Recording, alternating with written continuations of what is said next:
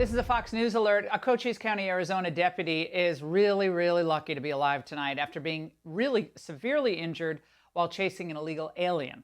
According to Sheriff Mark Daniels, one of his deputies was deploying spikes during his pursuit and fell 15 feet. Okay, well, including rescue efforts were involved and applied. The deputy was then flown by helicopter to a Tucson trauma center. The sheriff said that this is the third time in the last several days where his deputies and citizens have been placed in harm's way by reckless and violent criminal smugglers due to a border being neglected by those entrusted in Washington, D.C. to protect Americans. Enough is enough. When our next guest is someone who knows a lot about this. He's the current Texas Lieutenant Governor, Dan Patrick. Dan, Texas lives this story every single day, and so many of our Border Patrol agents have been traumatized, injured, hurt, and have even lost their lives over the years because of what they've gone through at the border. Yes. Not to mention the people of this country who've been injured and brutalized as a result of some of these criminal aliens crossing in. Your reaction tonight to this story? Well, our prayers for that officer, that deputy in Cochise County in Arizona, like our troopers, like our sheriffs, like our local law enforcement and Border Patrol, they're in danger every day. Every day, Laura, I get a report of some car chase, some shots fired, some trooper being at risk. And here's the reason, Laura. When you're smuggling drugs or people across the border on behalf of the cartel, and you're that coyote, you're that guy, if you go back, they're much more dangerous to face than our law enforcement. Now, sometimes they get shot here, sometimes they get killed here. But when they're coming across our border, they will do anything not to go back if we confiscated their drugs, if we pulled over a group of, a car that has 10, 12 people in it, or a truck with 30 people. So the dangers they face back there make them take risks here, and that puts our officers, every one of them, at great risk every day they go on duty. Dan, big news today when Elon Musk actually traveled to Eagle Pass, Texas, to see the chaos unfolding. And I watched some of it when he was live streaming it on X. But there's one thing I heard him say that I would like your reaction to. Watch.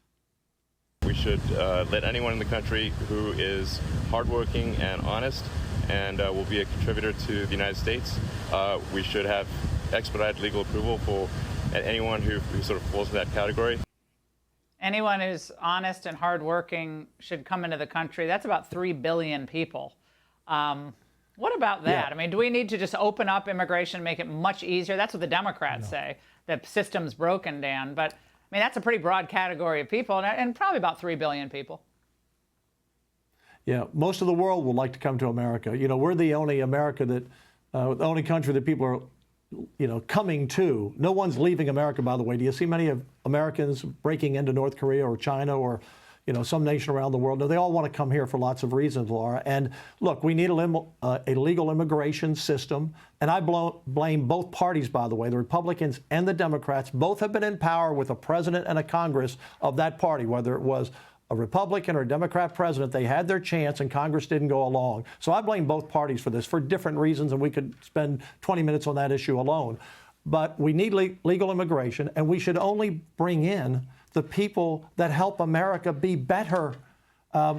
Right now, Laura, we try to bring in the best and brightest in this country on various visas for various jobs. And we need to find people that make our country better, because that's our opportunity. Do you take in the poor and the needy in certain cases? Absolutely. But we cannot treat the whole world's medical issues. We can't educate every child in the world.